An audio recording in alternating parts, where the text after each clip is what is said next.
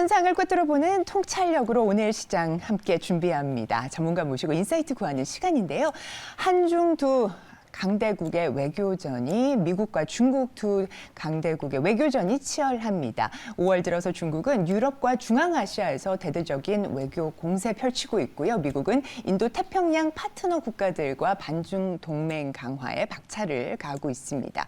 자, 미중 패권 경쟁 속에서 우리 시장에는 또 어떤 영향들을 미치는지에 대한 부분 살펴보도록 하겠습니다. 강준영 한국외국어대학교 국제지역대학원 교수님 모셨습니다. 어서 오십시오, 교수님. 네, 안녕하세요.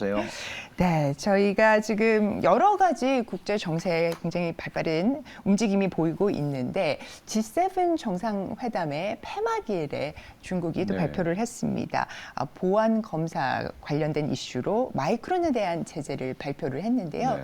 자, 그 중국의 이런 속내 아니면 지금 움직임에 대해서는 어떻게 바라봐야 할까요? 네, 기본적으로 G7 히로시마 회의가 중국의 경제적 강압이라는 말을 쓰면서 경제 안보를 지키기 위해서 소위 그 새로운 경제 플랫폼을 만들겠다, 공급망 안정을 위한 이런 이제 메시지 공동 성명을 냈단 말이죠. 이제 말씀하신 대로 그날 중국이 마이크론 미국의 그 반도체 회사하고 사실 그 메모리 반도체는 전 세계 3위의 네. 그 이런 회사입니다.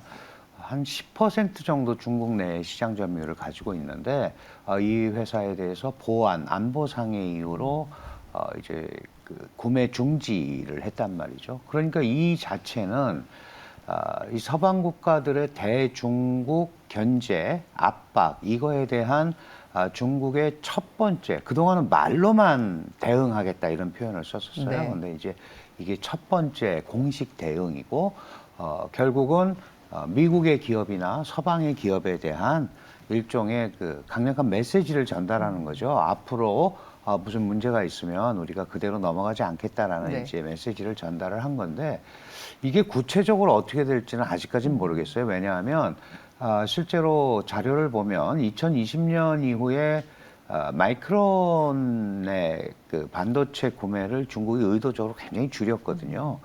그리고 줄였다는 얘기는 지금 중국이 그 반도체 대체제가 없는 상황에서 네.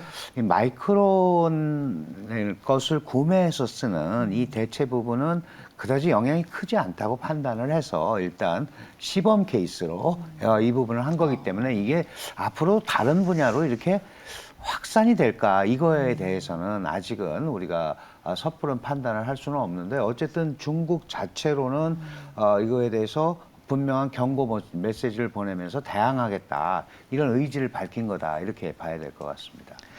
네, 마이크론에 대한 이 제재 부분에 대해서는 경고 메시지다라고 말씀을 주셨습니다. 자, 지금 미국과 중국의 패권 경쟁, 특히 이 반도체를 놓고선 우리나라 반도체 기업들은 정말 어떻게 보면 딜레마의 상황에 좀 처해 있습니다. 자, 위기와 기회, 뭐 둘 중 어떻게 보시는지가 궁금하고요. 네. 이런 상황에서 최대 수혜는 오히려 지금 대만이 받는 거 아닌가 하는 이야기도 있습니다. 어떻게 생각하시는지요? 잘 아시겠습니다만은 반도체 산업 구조라는 게 미국의 원천 기술과 장비, 일본의 소재 장비, 그다음에 한국과 대만의 그 아주 압도적인 기술력 이렇게 이루어져 있단 말이죠. 지금 이 마이크론 사태, 그 중국의 마이크론 구매 중지를 놓고 미국의 미 하원에는 중국 특별위원회가 있습니다. 거기에 마이클 켈러거 위원장인데 이 위원장이 뭐라 그랬냐면은 마이크로 부족분, 그러니까 중국이 마이크로를 반도체를 구매하지 않음으로써 생기는 그 부족분을 한국 기업이 메꾸지 마라 이런 표현을 했어요. 결국은 이게 이제 거꾸로 얘기하면 만약에 한국 기업이 그 부분을 메꿔주게 되면 미국의 대중 압박이 손상이 오는 거죠. 그렇죠. 그런데 우리는 그게 액수로는 한 4조 원 정도 됩니다. 그것 때문에 그 이 소위 경제 안보 틀 그리고 G7 회의에 가서 그런 얘기를 한 거를 깰 필요가 있느냐 이제 이런 차원에서 이제 네. 고민이 되는 거거든요. 일단은 기본적으로는 중국이 이 마이크론에서 사는 반도체 부족분이 없으니까 한국이 표면적으로는 분명히 그 부분을 메꿀 수 있는 기회로 다가올 수 있어요. 네. 그럼에도 불구하고 지금 이제 중국과 미국 사이에서 한국 반도체 기업이 안고 있는 가장 큰 딜레마는 우리가 중국에 우리나라 반도체 한 40% 정도가 현재 공장도 네. 있고 수출을 하는데 네. 문제는 미국과 문제가 벌어지면 반도체 제조 자체가 안 된단 말이죠. 제조가 안 되는데 팔 수가 없잖아요. 네. 그러니까 이거는 정말 미국과 중국이 어떤 형태로든 간에 큰 틀에서 분위기를 잡아야지 이걸 기업한테 하지 마라. 국가를 압박을 해서 이렇게 하는 거는 사실은 그것도 잘못된 방법입니다. 네. 근데 지금 그 미국의 일부 기업, 예를 들어서 뭐 애플 같은 데는 이게 가만히 보니까 중국에서 뭔가를 하기가 매우 어려운 상황으로 보여지니까 대만의 TSMC라든가 UMI라든가 이런데 이제 그 소위 반도체를 구매해서 이걸 보완해 보려고 하는데 사실은 아까 말씀드린 그 반도체 이런 구조, 이 전체적인 구조 틀에서 보면 대만도 한국하고 똑같습니다. 전혀 자유롭지 않습니다. 네. TSMC도 중국에 많은 반도체를 수출하고 남경에 또 공장이 있거든요. 그리고 여전히 미국에게 한국처럼 이 소위 자신들과 같은 보조를 맞추라고 지금 그 압박을 받고 있기 때문에 그게 이렇게 단순하게 뭐 대만과 협력이 가능해지니까 대만이 훨씬 나아질 거다. 뭐 이렇게 보기는 굉장히 어려운 구조예요. 그리고 대만과 중국은 양안 관계라는 특수 상황이 있고 네. 중국의 압박이 계속되고 있기 때문에 그렇게 흘러갈 것 같지는 않고 제가 다만 좀 걱정을 하는 건 중국이 4월 26일에요. 그 소위 보안법을 반간첩법이라고 생각하시면 네네. 됩니다. 반간첩법을 개정을 해서 그 국가 이익과 안보에 위해를 끼치는 것들은 모두 제한할 수 있다. 이런 아주 모호한 규정을 집어넣었어요. 네.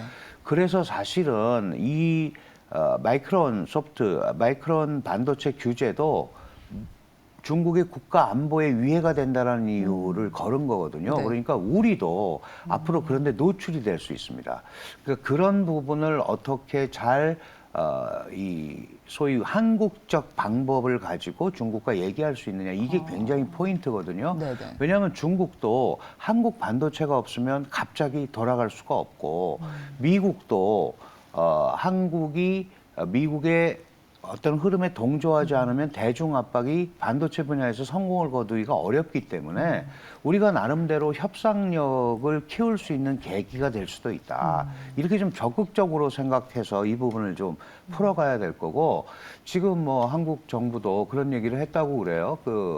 중국의 반도체 공장에서 10% 정도 증산을 허가해 달라. 네. 그런데 그게 많이 팔게 되면 지금 아까 그 미 하원의 중국 특별위원회가 우리가 물량이 늘어나면 그거 부족분 메우는 거 아니냐 이런 생각을 또 할 수 있거든요. 그러니까 그런 부분을 불식시키면서 이 조절해서 가는 네. 게 지금 제일 큰 관건인 것 같습니다. 교수님께서 말씀하셨던 부분이 그러니까 우리나라 반도체 기업도 보안 심사라는 이유로 제재 명단을 올릴 수가 있다 이런 말씀이십니까? 그렇습니다. 그 간첩법은 굉장히 네네. 조심을 해야 되고 이게 7월 1일부터 시작인데요. 네. 우리나라뿐만이 아니고 이제 우리가 뭐 이헐령 비헐령 그러잖아요. 코에 걸면 코골이고 네. 귀에 걸면 귀걸이에요. 정말 얼마든지 그렇게 쓸 수 있고 앞으로 우리 일반 비즈니스맨이나 뭐 심지어 관광객 이런 사람들도 그런데 노출이 될 수가 있습니다. 네네. 아직 이제 본격적 시행은 안 했기 때문에 잘 모르지만 어떤 형태로든 간에 이런 부분들을